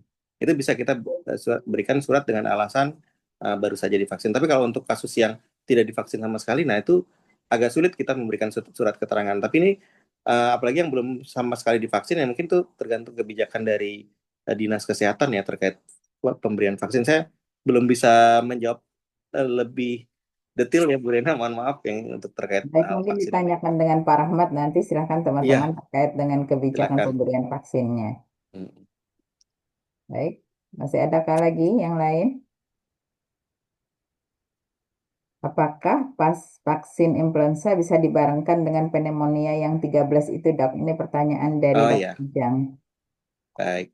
Kalau untuk pemberian vaksin, sebenarnya Dokter Ujang itu barengan boleh, boleh sebenarnya. Tapi nanti kalau misalnya terjadi reaksi alergi, kita nggak tahu ini yang mana nih, alergi gara-gara influenza atau pneumonia. Karena influenza ya nyeri tangan yang pasti, kanan susah pegang-pegang. Terus ditambah vaksin juga pneumonia nyeri juga ya. Baiknya dipisah sih saran saya. Walaupun tidak ada larangan untuk untuk menggabungkan atau memisah, tidak ada larangan. Yang dilarang itu ketika sedang sakit divaksin. Nanti imunnya bingung tuh mau ngobatin influenzanya, misalnya ya lagi pilek kita vaksin, tubuhnya bingung tuh mau ngobatin influenza atau kita membentuk kekebalan pada vaksin gitu. Baiknya sehat dulu. Itu yang penting. Betul, Dok. Hmm. Baik, teman-teman. Masih adakah lagi? Izin, Assalamualaikum Bu Rena. Silakan. Oke, Izin dok, Iya, tanya dok. silakan dok. silakan. Saya Bayhaki dok, perawat dari TKH Tanah Laut. Baik Mau hati, Dok. Baik hati. Iya, Pak Bayhaki. siap dok. Mau bertanya, ada 2 pertanyaan dok. Yang pertama, misalkan ini kan kita misalkan ditutup sama sekali ya dok, gak ada istilah praktek kan di KKHI atau sektor dan lain sebagainya. Misalkan peraturan Saudi begitu. Semisalkan kita merawat pasien merehidrasi ya dok di hotel, itu kan kita masih pasang infus sama misalkan juga setelah dipasang infus rehidrasi tidak optimal yang mana harus dirujuk ke RSAS. Itu ketika sampai di RSAS kan pasti ada bekas infusannya dok. Nah itu apakah bermasalah nanti bermasalah ketahuan sama pihak RSAS bagi kita yang merujuk? Itu pertanyaan nomor 1. Terus pertanyaan nomor 2 dok, ini kan kemarin banyak jamaah, beberapa jamaah yang tanya secara WhatsApp pribadi kita, dia mau bawa vitamin sendiri kayak Neurobion dan lain-lainnya. Nah itu pertanyaan kemarin ada dibahas di grup, katanya boleh saja, cuma jangan terlalu banyak. Cuma yang jadi pertanyaan saya itu apakah boleh mereka bawa suntikan sendiri atau gimana gitu terkait regulasi di pesawatnya sama seterusnya lah dok. 2 pertanyaan itu saja dok. Terima kasih. Baik, saya jawab untuk yang pertama tadi apa tentang Terkait pemasangan infus di kloter, penanganan jamaah yang sudah infus di dilakukan kloter ya. pemasangan infus di kloter, Baik. rencana mau dirujuk ke RSAS. Oh ya. Gimana gitu? Ya, jadi untuk infus sebenarnya itu kemarin sih berdasarkan keputusan waktu di Pondok Gede ya, tidak boleh sebenarnya untuk pemberian infus di kloter. Jadi kalau ada sakit ya kita langsung merujuk. Karena itu terkait sama apa ya, aturan yang mereka sih yang buat. Mereka sekarang sistemnya semua dirujuk gitu. Jadi kalau sebisa mungkin ya jangan sampai diinfus sih. Tapi kalaupun diinfus ya nggak apa-apa, nggak masalah, kita bilang aja kita pasangin infus ya, nggak ada yang larang sih sebenarnya. Tapi kalau kita rawat itu sebenarnya nggak boleh. Setahu saya sih nggak boleh. Jadi kalau bisa sih eh, ya kalau memang ada indikasi rujuk segera saja. Toh kita juga nggak repot sebenarnya, yang kan kita dari KKHI pun ada tim visitasi juga yang akan memantau gitu. Nanti ada di grup kan, pasien ini sedang apa, pasien ini bagaimana, itu bisa dipantau di grup. Tapi sebisa mungkin nanti sebagai rekan-rekan sebagai dokter TKHI ya bermodal ya ke pantau jemaahnya beberapa hari sekali. Biasanya pakai taksi yang saya lihat ya, dari penginapan ke rumah sakit misalnya Anur misalnya, itu kita pakai modal sendiri 10 real taksinya, atau kalau ada ambulan lewat kita bisa nebeng pulang gitu ya. Itu ya tergantung rekan-rekan sih triknya bagaimana. Sama yang pasti ketika pasien itu sudah masuk ke KHI, masuk dirawat di rumah sakit, pastikan kelengkapan ibadahnya. Dia sudah umrah wajib nggak gitu? Dia sudah tahalul nggak? Ada juga tuh sudah umroh belum tahalul, dirawat ya belum tahalul dia ternyata gitu. Nanti kan kita bisa diskusi sama Bimbat. Jadi kelengkapan ibadah itu penting, nanti diskusi sama Bimbat ya, untuk pembimbing ibadah juga. Koordinasi kita nggak bisa kerja sendiri. Saya pun nggak bisa kerja sendiri. Saya perlu rekan-rekan. Bahkan nanti kita tanya, dok, mohon maaf pasiennya sudah belum? Kalau misalnya nggak ada, saya nanya biasanya. Kalau dulu ya di KKHI, jemaah ini sudah umroh wajib belum sih? Gitu. Nanti kalau nggak kan kita bantu, kita badalkan seperti itu. Terus yang pertanyaan selanjutnya tadi terkait obat-obatannya. Sebenarnya untuk vitamin nggak masalah.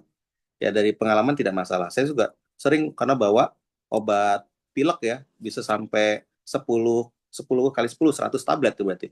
Yang Panadol itu, Panadol hijau. Untuk nanti akhirnya dibagi-bagi juga, diminta sama teman-teman. Tapi yang hati-hati itu obat-obatan psikotropika, obat jiwa. Ya kalau memang nanti mau dicoba, nanti ketika di embarkasi itu lapor saja ke Dokter Hendy. Nanti kan ada suratnya Dokter Hendy ya. Oh, saya malah malah harus konsul sama mereka. Pertanyaannya harusnya ke Dokter Hendy, Pak. Karena ahlinya beliau ini gitu. Saya pun konsul ke mereka gitu kalau untuk terkait sama penerbangan gitu ya. Karena kompetensinya mereka lebih jelas ya. Kapan sih obat-obatan apa saja yang boleh dibawa? Nanti ada suratnya setahu saya. Ya ada suratnya obat-obatan apa gitu. Misalnya ada stempel, intinya ada stempel dari kantornya Dokter Hendy, Pak. Gitu. Itu yang berlaku di Arab Saudi. Bukan stempel dari saya, bukan stempel dari teman-teman TKH. Justru stempel dari KKP nanti yang berlaku. Nanti ada stempel ya Dokter Hendy ya. Siap, Baik. Iya, benar. Siap, kata Dokter Hendy, itu penguatan nanti ya. Penguasanya. Penguasanya di embarkasi. Oke, masih ada kawan-kawan? Izin Bu Rena. Ya, silahkan. Mas Ya, Abdi. Assalamualaikum TKHI warahmatullahi 2018, PPIH 2000 berapa, Mas Abdi? Barengan Dokter Anna, Bu. Nah, Dokter Ana, PPIH ya. 2023 berarti ya. 23. 2023, Dok. Silakan. Mohon izin. Assalamualaikum warahmatullahi wabarakatuh. Mungkin sharing sekaligus bertanya, Dok. Oke. Karena Dokter Oldi ini adalah PJ Safari Wukuf ya, Dok ya. Kebetulan berarti tugasnya di KKHI Mekah. Kalau boleh tahu, kalau kita dari kloter itu biasanya untuk persyaratan safari wukuf apakah bisa, Dok? Apakah harus dirawat dulu di KKHI Mekah atau kita langsung dari kloter? Misalnya ini satu. Terus yang kedua, kalau boleh tahu, tim PPIH untuk tahun ini apakah masih ada, Dok? Tim promotif dan preventif? Promotif preventif ya. Ada. Ada ya. Kalau nggak salah tadi Dok terkait untuk pemakaian oralit, kalau nggak salah itu dari tim promotif preventif itu biasanya ada membagikan kayak semacam oralit ya. Betul. Untuk mengantisipasi dehidrasi dan segala macam.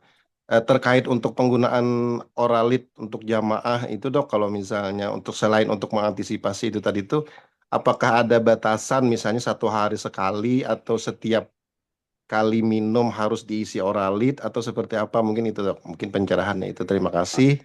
Assalamualaikum warahmatullahi wabarakatuh. Baik, terima kasih Pak Abdi. Ini pertanyaannya bagus nih. Jadi oralit dulu ya, penting nih sebenarnya. Oralit itu kalau menurut literatur itu diberikan setiap kali diare. Jadi ketika diare, karena kita apa yang keluar kita ganti. Jadi ketika dia keluar, kita ganti dengan Oralit seperti itu. Kalau nggak ada yang keluar, jangan diberikan Oralit. Kalau dehidrasi berat, misalnya muntah, mual, mencret, ya, muntaber gitu ya, yaitu pemberian Oralitnya ad libitum, sesukanya. Karena yang tahu kondisi tubuhnya ya pasien itu sendiri. Selama dia masih haus, dia masih dehidrasi, begitu. Sesukanya. Jadi sebenarnya nggak ada aturan, oh ini harus 1 kali sehari, tiap hari diminum, ya tidak sebenarnya. Kalau dehidrasi ya haus ya minum gitu. Toh Oralitnya enak ya, ada yang rasa jeruk ya, manis. Kadang-kadang saya bosan minum air putih ya campurin tuh, enak gitu. Jadi minuman Ada dok yang harian. jeruk. Ada rasa jeruk kan, enak banget ya. Kemudian untuk Safari Wukuf ya, kalau tahun 2002 memang dia 2022 tuh harus datang dulu. Bisa kalau tahun ini setahu saya itu bisa langsung dari kloter.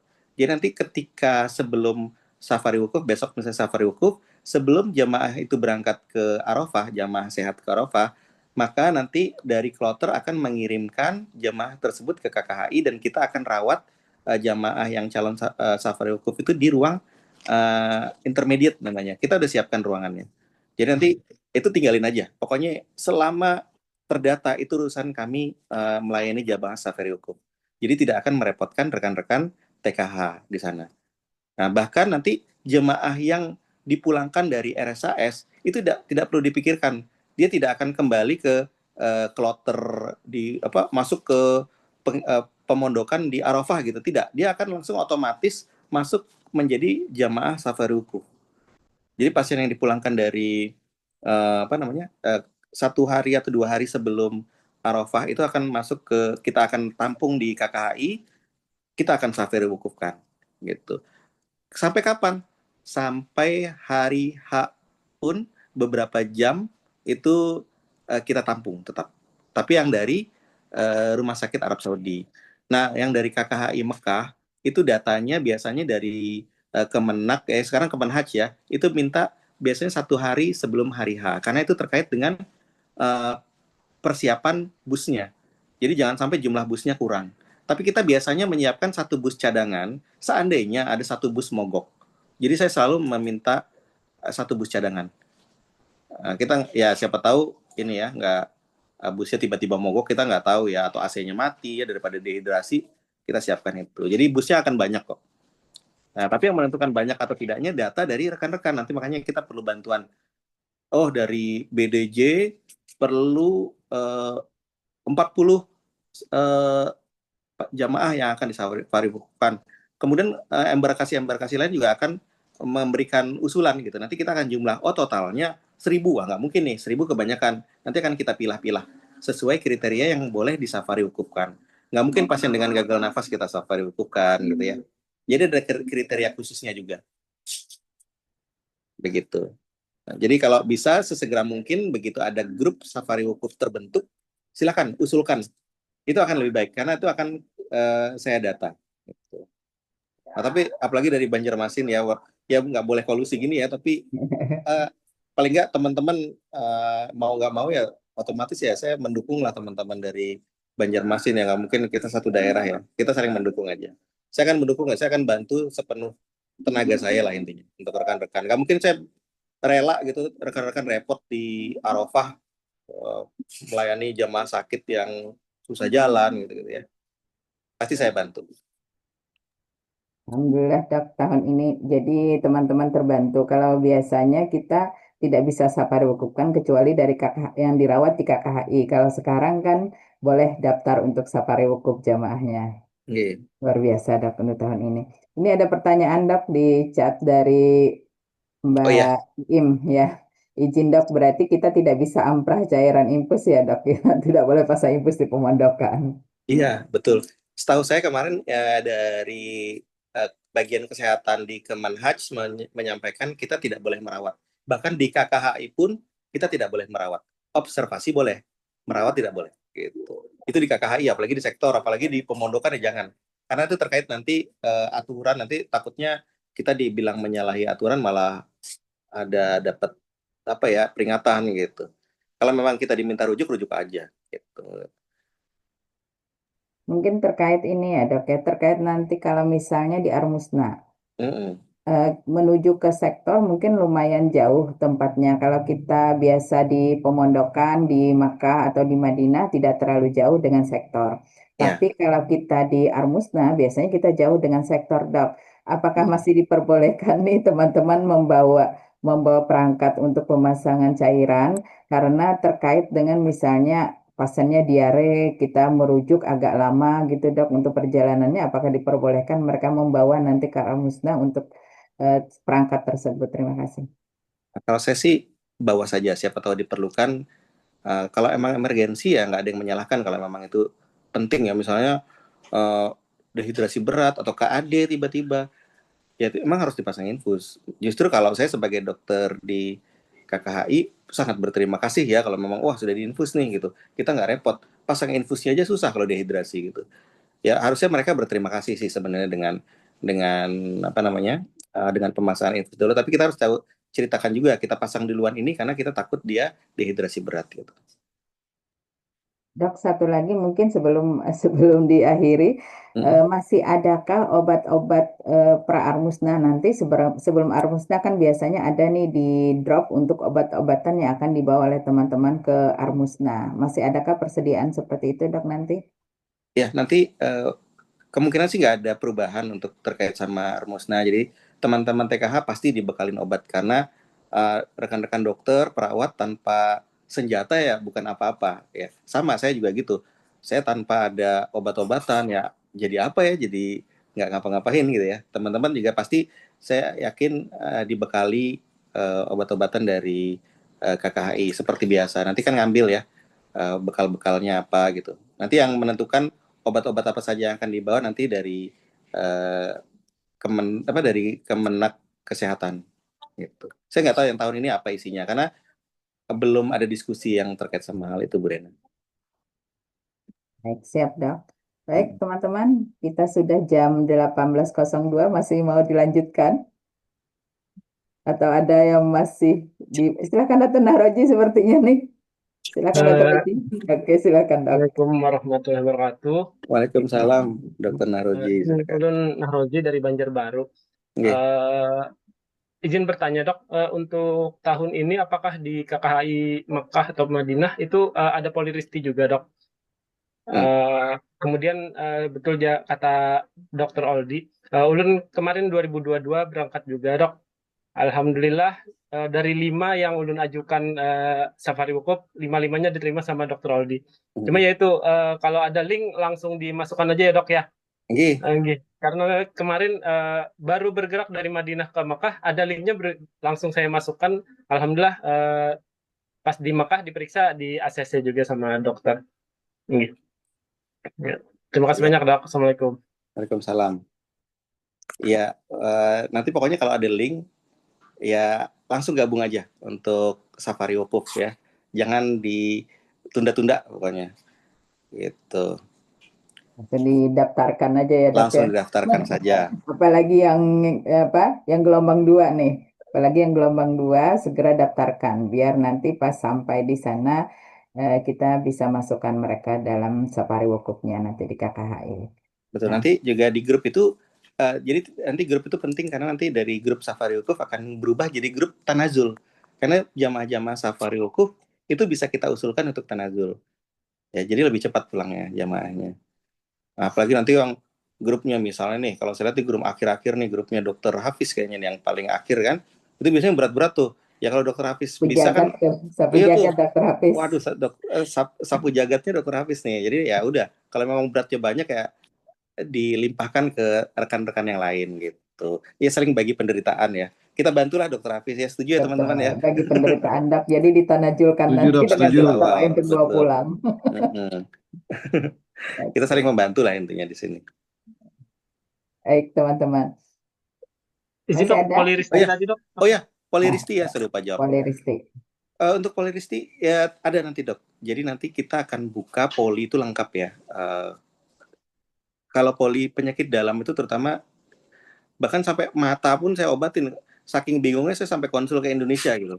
Jadi apapun sakitnya silakan rujuk ke KKHI. Ya, sampai mata, THT, ya silakan telinga itu bingung, kita tanggung bersama lah gitu. Kita akan diskusi rame-rame di sana, Dok. Kadang-kadang saya juga bingung nih, mungkin ahlian yang merujuk kalau THT dibanding saya gitu ya. Jadi ya nanti kita akan diskusi lah di sana. Kadang-kadang saya tanya sampai Indonesia, obatnya apa, itu dijawab kok sama teman-teman di Indonesia. Saya juga punya keahlian terbatas, Dok. Mohon maaf, Dok. Tapi kita buka poli semaksimal mungkin nanti, Dok, di KKHI. Dok, mudah-mudahan nanti ada diberikan amprahan obat terkait dengan cairan ya, Dok, ya, mudah-mudahan, karena keterbatasan cairan yang dibawa teman-teman dari daerah itu nanti mungkin sedikit yang mereka bawa dan kemungkinan terpakai lagi di kloter. Mudah-mudahan nanti pada saat Armusna mereka ada disuplai untuk cairan sehingga kebutuhan mereka tercukupi nanti di sana. Mohon bantuannya ya, Dok, nanti nego-negokan di sana. Siap, Bu Rena. Baik. Mungkin untuk mengakhiri ini silakan Dr. Aldi untuk closing statement, silakan. Baik, demikian mungkin hasil paparan hari ini ya, yang sederhana, mudah to the point, mudah dicerna ya. Tapi kalau memang nanti slide-nya saya coba share ya ke Dr. Hendy ya, nanti silakan dibaca, itu ada kiat-kiat praktis lah kita bilang gitu ya. Jadi kalau ada kasus diabetes, coba obati silakan, itu kompetensi rekan-rekan sekalian. Dokter paru, wah ini saya paru, enggak, itu diabetes tuh kompetensi dokter gitu. Dokter umum saya, iya itu dokter, kompetensinya gitu. Dokter Hendy, boleh dok, hipertensi, diabetes, silakan sesuai sama yang saya tulis tadi. Itu kompetensi rekan-rekan sekalian. Jadi tidak ada batasan kompetensi di sini. Silakan obati. Kalau belum membaik, ya silakan konsul gitu ya. Tidak ada larangan. Saya tidak akan marah karena saya tahu nih rekan-rekan ini saudara lah, ngapain juga marah-marah ya. Saya jamin nggak ada yang namanya rujuk ditolak kalau saya ya ke KKHI, pasti saya terima, 100% saya terima. Bahkan kalau saya marah mungkin ingatkan ya, insya Allah nggak ada lah ya. Gitu, jadi ya semoga mungkin bermanfaat bagi kita semua ya. Tapi kalau memang ada pertanyaan silahkan diajukan, silahkan save nomor saya, nanti boleh diminta ya nomor saya. Kemudian ya mungkin lebih kurangnya saya mohon maaf. Saya ucapkan juga terima kasih Bu Rena. Mungkin lain kali kita akan bertemu lagi di sesi yang berbeda, Bu Rena. Baik, terima kasih Dr. Aldi, luar biasa ya. Kita berikan aplaus untuk Dr. Aldi. Silakan reaksi teman-teman ya. Luar biasa, alhamdulillah banyak sekali sharing yang diberikan Dr. Aldi untuk kebermanfaatan teman-teman nanti bertugas di Arab Saudi. Mohon dibantu kawan-kawan ya, Dr. Aldi ya, karena Ya, mereka Bu Rena. banyak yang masih pertama dan hanya 10% yang pernah bertugas di Arab Saudi. Insya Allah nanti akan terbantu dengan teman-teman yang bertugas di sana, Dr. Kadapi, Dr. Ajib juga ya, PPIH 2026. Demikian mungkin untuk pertemuan kita kali ini. Mohon maaf apabila ada kekurangan dan kesalahan. Mudah-mudahan Allah meridai apa yang kita lakukan hari ini dan mendapat syafaat dari Rasulullah SAW, karena teman-teman akan menjadi pelayan tamu-tamu Allah di sana. Mohon doakan kami juga yang di sini. Demikian, terima kasih sekali saya ucapkan kepada Dr. Aldi. Sampai ketemu lagi di lain waktu. Mohon doakan juga ya dok ya. Saya juga segera ke sana mudah-mudahan. Amin. Baik, teman-teman, demikian mengakhiri. Wabillahi taufiq hidayah. Wassalamualaikum warahmatullahi wabarakatuh. Selamat menjalankan ibadah puasa. Waalaikumsalam Waalaikumsalam warahmatullahi wabarakatuh. Terima kasih. Terima kasih banyak dok. Terima kasih Terima kasih Dokter banyak Aldi. dok. Izin nih dok. Ya, sama-sama ya. Please juga.